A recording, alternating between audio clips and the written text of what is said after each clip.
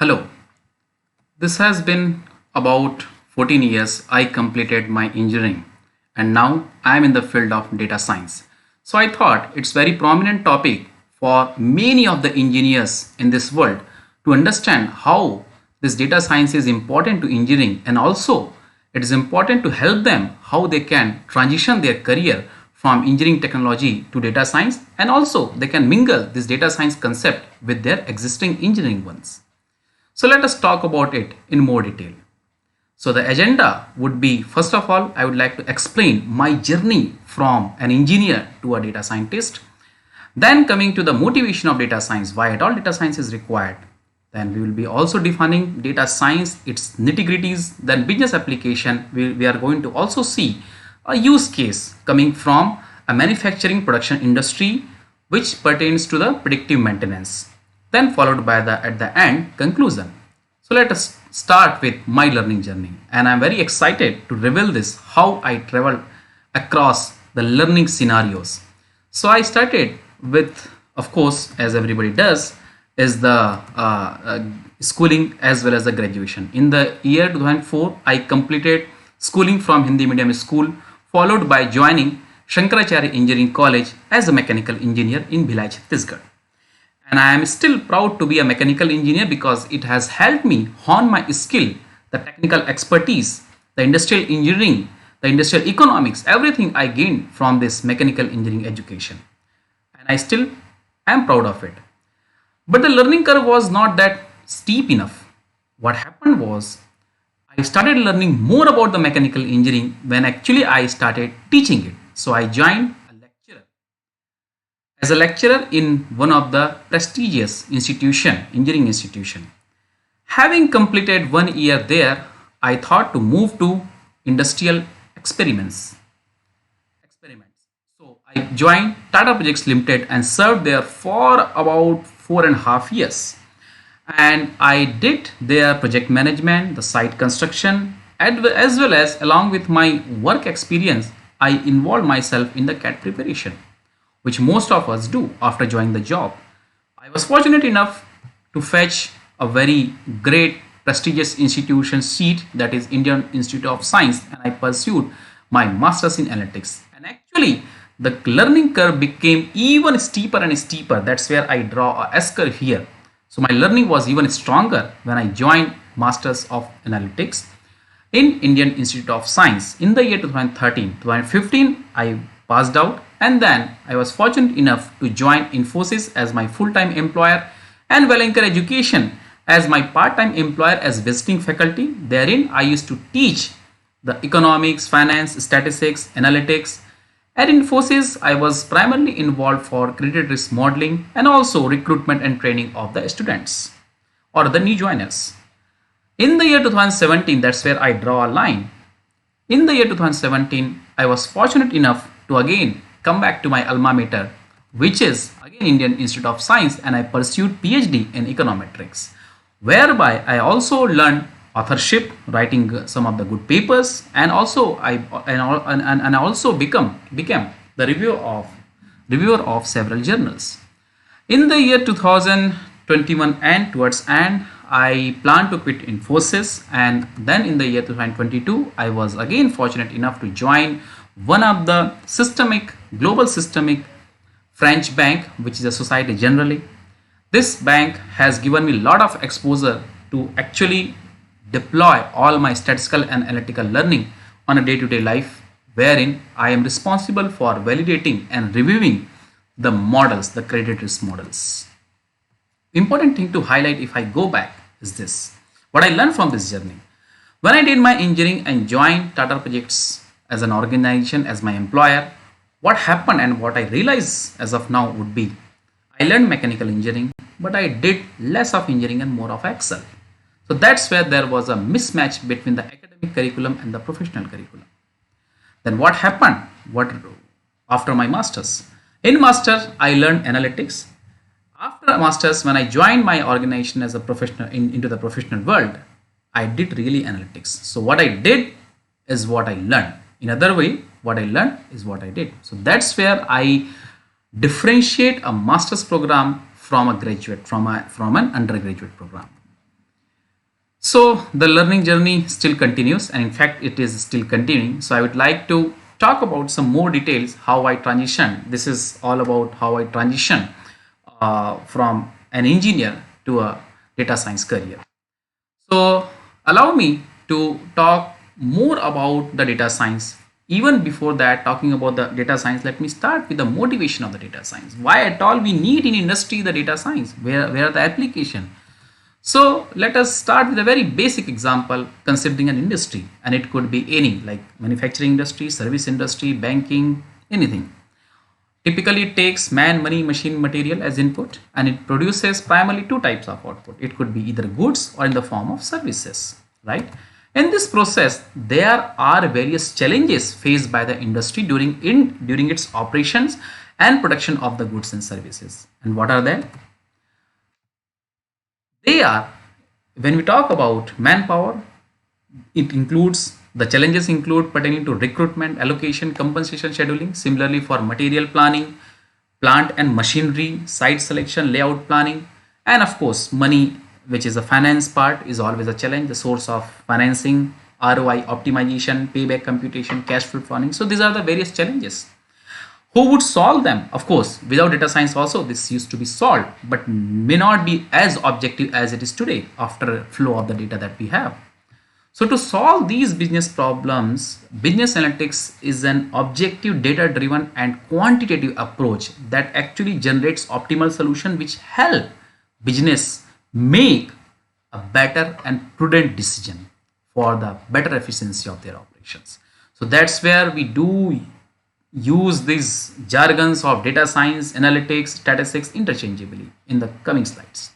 So that is where there is a usage of analytics or data science in industry to solve some of these problems on a day-to-day basis. So what's a data science? So we are going to talk about this data science. We are going to define this data science and differentiate how it is different from mathematics, dimensions of data science and categories. So let's talk about this the simple steps of any analytical problem approach. Any analytical problem comes with a business problem, which is in a plain English form that we translate into the statistical problem. So for that, we need to have a domain and data understanding. Then we do perform some exploratory data analysis, right? Descriptive analysis. We do apply some statistical approach such as regression, time series modeling. Then we analyze the data, analyze the model, and then come with the tested solution and implement it. So if you take example of, let's say if I have to forecast the demand for the next month, I need to have the historical demand, the historical data, the competitor price, the price of your own product. Then I try to visualize, then put some model into place and then forecast the demand. In this process, I deal with the data, and data is processed in the form of information and that translates into the knowledge. And what are the differences between these three, which we generally keep listening on a day-to-day basis? So let us try. Let's try to take an example of this tomato price. And when we say tomato price, what's a tomato price? If I collect the data from various market across my city, so it becomes a pure raw, maybe in the form of structured or unstructured set of inputs that I have in my hand or records. That's a data. Now, if I try to make some meaning out of the data, let's say if I take the average price, which is a more interpretable in nature, this number, let's say 60 rupees a kg, that average price which is computed from the data becomes the information. So process data is information. But is the information sufficient for the business? Not really. That is where the knowledge part comes. So if I know that tomato price has gone up to 60 rupees a kg with reference to the current period, which is way high, so it's very costly. So decision would be, let's use maybe one tomato in a rasam instead of two. So we are going to reduce the consumption of the tomato in my today's recipe preparation. So that is the uses of a data. The process data becomes information, the process information becomes the knowledge. And this is the ultimate input that industry wants to drive the business. Right? So in a nutshell, what is a data science? So data science is applied mathematics, because as I gave an example, when I compute the average price, it needs mathematics, plus, minus, division, multiple, calculation, right? Data science is a methodology for collecting, analyzing, interpreting, and drawing the conclusion from the given set of information. And to do this, we need the data, wherein we also apply the statistics, number crunching game, But the question that arises is, when we talk about statistics, how it is different from mathematics that we have been learning maybe since our class 1 or class 2, isn't it?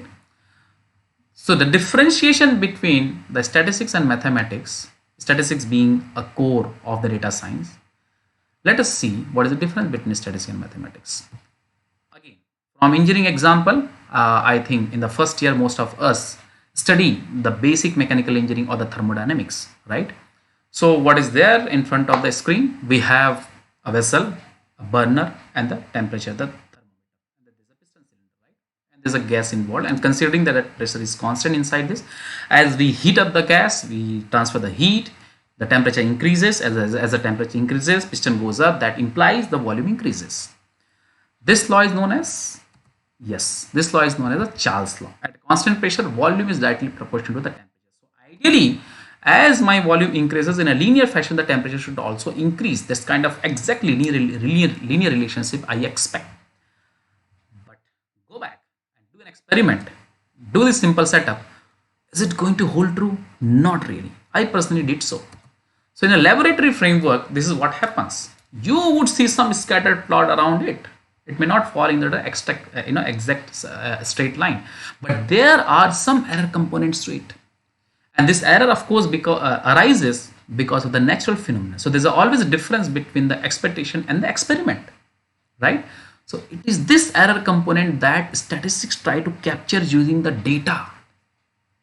So mathematics is to deal with the deterministic relationship. You have x, you have y, maybe y is equal to 0.5 of x, volume is equal to 0.5 of temperature. It's a fixed, it's a set, it's a theory.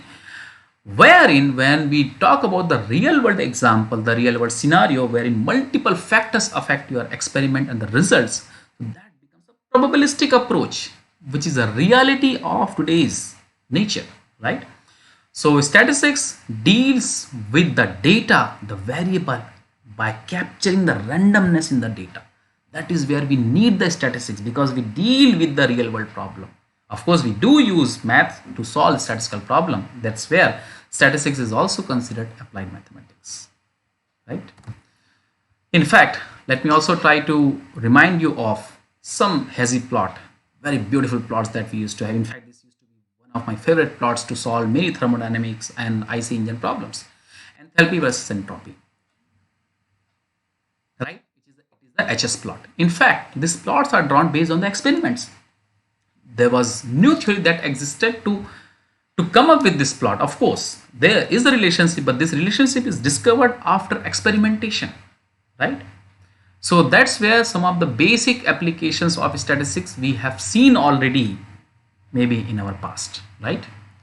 With that note, let's move ahead and again come back to the data science, for which the statistics is the basic. So what the data science is? You have a mathematics, you have a computer science. When I say computer science, it's an algorithm, programming, maybe knowing the data structure to handle the data, and you need the business domain knowledge.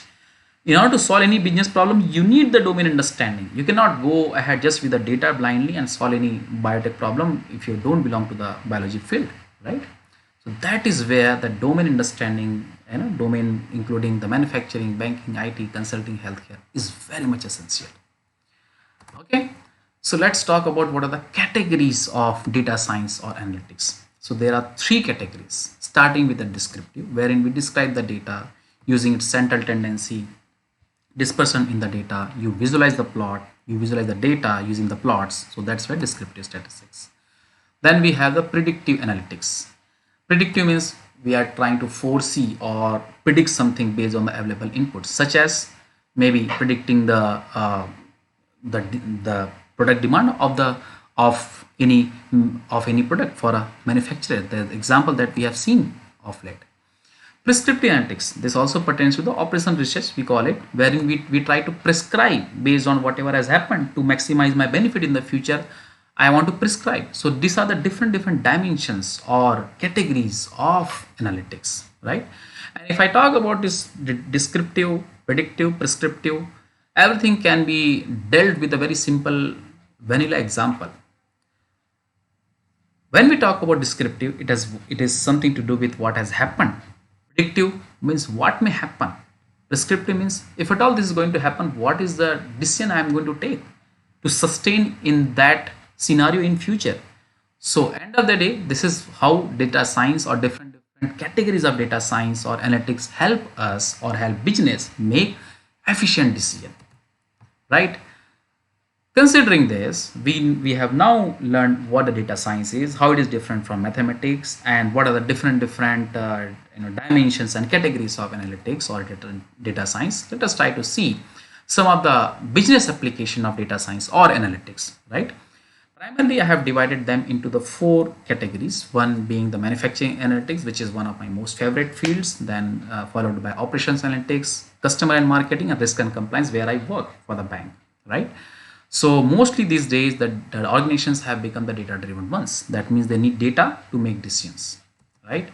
So when we talk about the manufacturing analytics, this has various operations. Some of them I have projected, such as including the input of finance, then you have operations, then research, sales, marketing, and human resource. And this is true for almost all types of industries, including manufacturing one.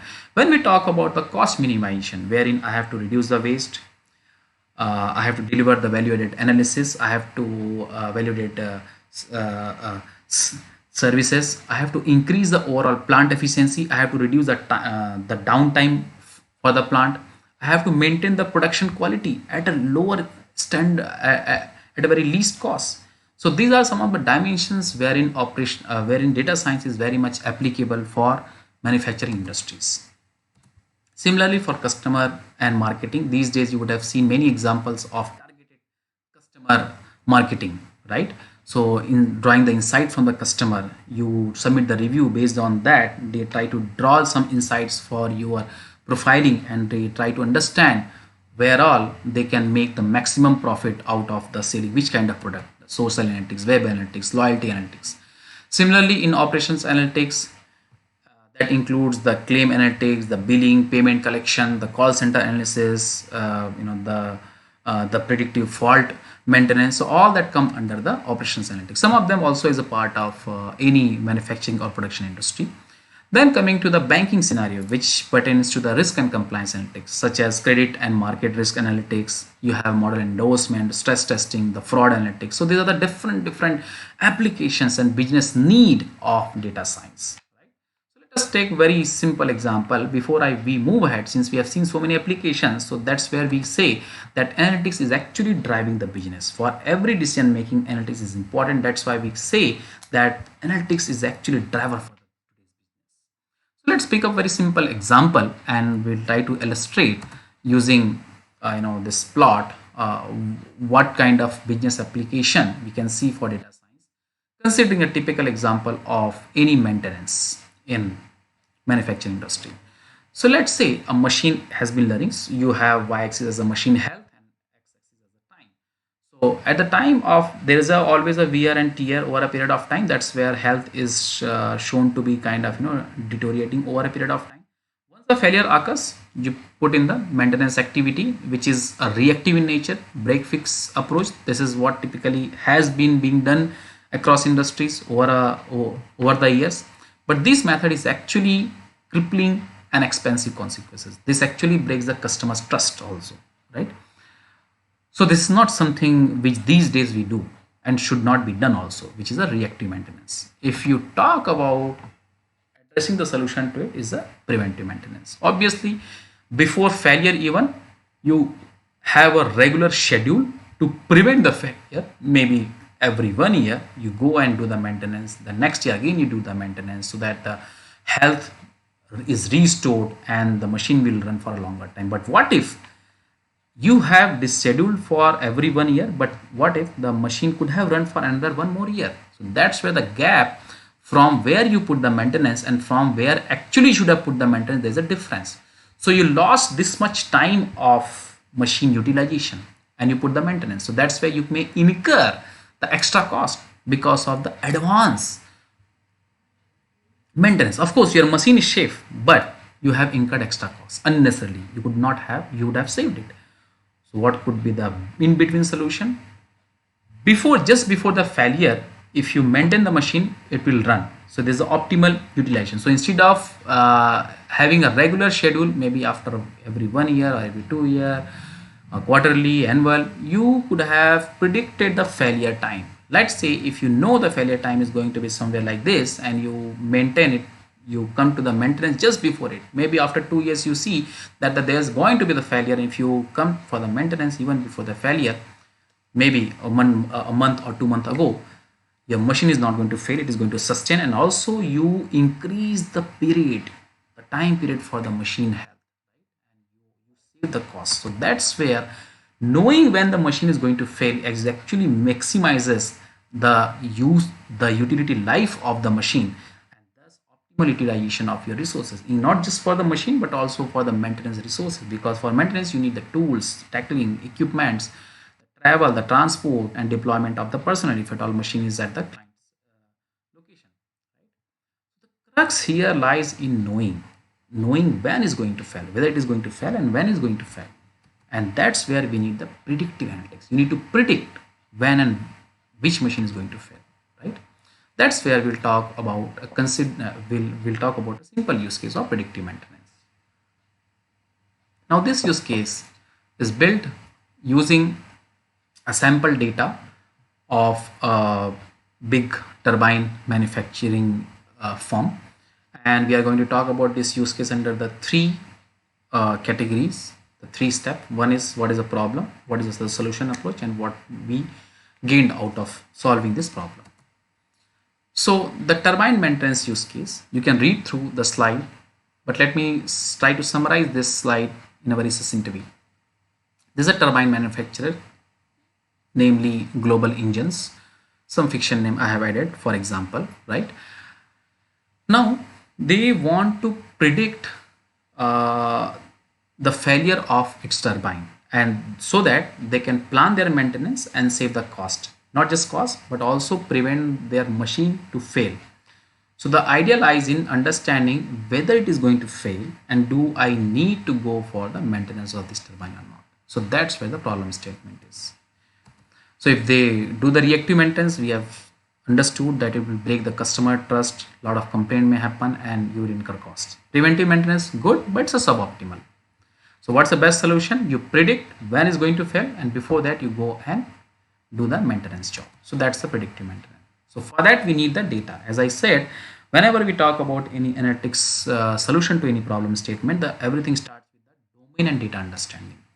So we know the domain. Being a mechanical engineers, of course, some basics of turbines we must know. What are the factors that may impact the turbine life, right? Then after that, when we talk about the data, there are two types of data that were considered. One is a manufacturing specification, which we get directly from the booklet of the supplier or the manufacturer.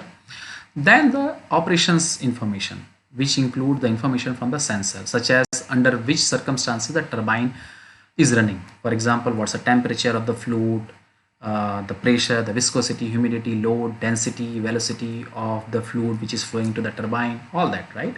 So these are the data that we can capture from the sensor. That's why instrumentation is also useful, and that's where I say the domain understanding is also very important in order to solve any data science problem, right? Then we try to understand what are the real factors that may impact really the failure of any turbine. And any turbine, when it is going to fail, when we predict, we consider them, tag them as a bad turbine, otherwise good turbine, right? And once we build the model, we test it, deploy it. If at all it is effective model, then we try to assess how much cost we are able to save based on my predictive model, and how data science is helping me save my money, because end of the day everything is all about money, right? So there are some certain assumptions to the problem, such as whatever historical pattern of the failure of the turbine we have observed in the history, or whatever the data we have would hold true for the future. So that's a big assumption, right? And some of the statistical methodological assumption that always is there with our statistical approach, right? So we'll talk about the turbine maintenance. What are the input data and approaches? So that, as I said, that there are two types of data. One is the manufacturing specification data, which includes in which year this turbine was made, the batch, the capacity, the other dimensions, and its physical details of the parts, right? Then we have operation data. Operation data means under which circumstances your turbine is running, right? Which we can capture generally from the sensors, right? Now this is the approach, the overall how we filter the data and how we build the model, right? So I will simplify this for you. We start with the data specification. So we have the main source of the data. Again, the two tables we have, that's where we need to have little understanding of the data and data structure, how to combine the table, how to pull the data. So that's where data understanding and utilizing the data, the ETL part, is also required for data science. So that's where I want to emphasize on that point, right? So there are two types of data, sensor data and the specification data. For the sample that was there, about 71,000 records and 19 plus 12 variables were there, right? The first thing was, of course, as I said, in real world problem, you would get a lot of maybe the duplicate items and the missing value. So those clearances, checks are also required. You need to impute or remove some of the data as and when required. Then there are some certain extreme outliers, maybe at certain circumstances because of the human error or maybe because of machining error or record error, you would find some extreme values which we technically call outliers. They also have to be taken care of when we process the data. And mind you, everything is done before even processing the data into the modeling part. Then we try to understand the relationship, their univariate analysis, their exploratory data analysis using some plots, some charts, right?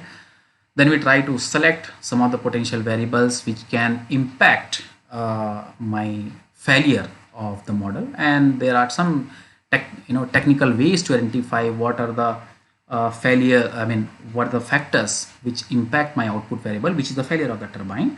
So that's where weight of evidence, information values. So these are the different techniques that are useful.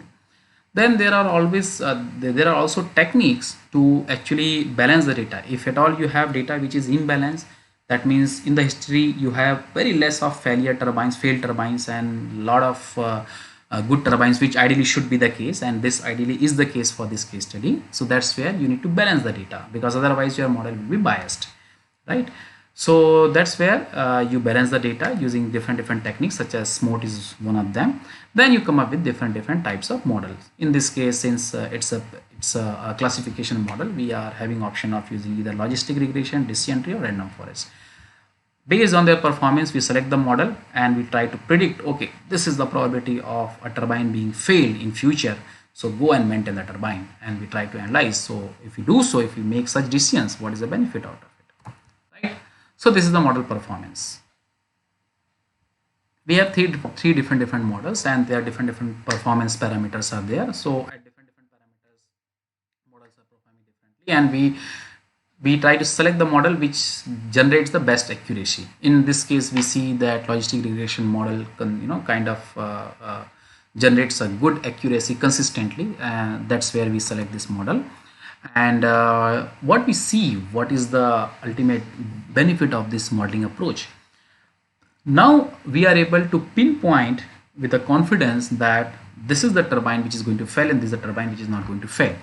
So in the right hand side of the plot, we have just given the comparison of what we achieved out of this modeling exercise.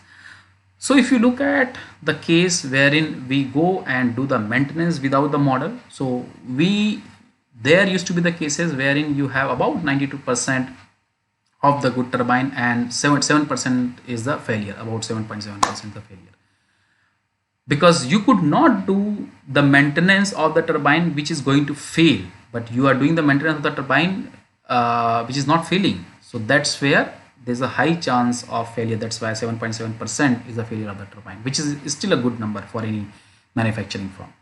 But if you look at the modeling, wherein you build the model and you pinpointed, you predicted, okay, this is the turbine which is going to fail and this is the turbine which is not going to fail, very objectively using the data driven approach. So what has happened, because of the increased accuracy of your prediction, you are now able to save 97% of the turbine and only 3% is a failure, which is of course because prediction models are not 100% accurate. There always lies some sense of inaccuracy, but still there's a gain of about 4.5% in the failure rate. That means you reduce the failure of your turbine by 4.5%, which means that actually using the data driven and objective approach, you mitigated or minimized the losses, maximize your business revenue, not just maximize the business revenue, but also build the trust with the customer, because you are the person, you are the company, you are the manufacturer as a global engines who is able to better predict the failure of the turbine and proactively go and maintain the turbine. So this is the typical use case how we use the data driven approach, the statistics or data science, to predict the failure of the turbine and accordingly maintain it and save the turbine failure and ultimately save the money and build the customer's trust, right? So end of the day, what is the conclusion of using the data science in this engineering space? I have given one use case and also some theoretical understanding of how data science can be useful in engineering problems or solving some of the engineering problems, right? So what are the advantages and limitation? So let us see them. Of course, when I say that data science is a right blend of art and science, art is something abstract, is something that comes from your knowledge or experience. Science is something data driven statistical models, right? So there is no human intervention that are required, but human intervention would be required to maybe to select the variables, the right set of variables, right? So it's a mixture of art and science both, which is a good part. And this increases the capability of decision makers. The reason is earlier without data driven approach, without data science, you used to make decision. It is not something that only data is there, then only you are able to make decision. But now you are in a better effective way, you are able to make the decision. Now today you have increased the effectiveness of the management on a decision making process on a real time basis, because these models can be run on a real time basis and the data can be updated time and again, hourly, every second, right? Now this leads to the better cooperation, coordination and better system control. But I have presented the rosy picture. It is important also to know the limitations of the data science, right? Because it is not a magic wand. You have to know the limitations of the data science as a tool that you are going to use, right? The magnitude of computation, because as the complexity of the model increases, as the number of variables that increases, the complexity of the algorithm increases, of course the computation becomes sometimes difficult. There are many non-quantifiable factors which cannot be taken into account. Maybe just think of something, some situation, maybe the operator which is operating the turbine, how skillful the operator is, that also would impact the turbine failure, right? Or consistent operation of the turbine. Now how skillful that operator is not something we cannot have any number to define. We cannot capture into the data, and without data there is no data science. So there are still some non-quantifiable factor that remains always in the data, or maybe in the system, but we may not capture in the form of data, or can leverage the data science approaches. And once you build the model, there lies some difference between the user and analysts. For example, when I talked about some of the nitty-gritties such as SMOT and technique, the logistic regression, decision tree, all these might sound a Greek to you, but not to the data scientist. So the data scientist and there's a domain expertise, there lies some differences that we have to match. So this is one of the limitations of data science. And of course implementation and time and money cost, all these are also come as a challenge in the system, because when the industries or the firms are smaller, they tend to focus on cost saving and quick approaches rather than a big algorithmic and sophisticated approaches, right? So of course data science is a good tool, but as Box and Jenkins already said, that data science, the models built by the data science, not all are right, some are wrong. In fact, he said that all are wrong, but of course some are useful. In fact, in the last case study which I showed, I showed that still, despite using the very sophisticated data science approach, we could contain the failure rate, but not to zero, right? It was still about 3%, if you remember.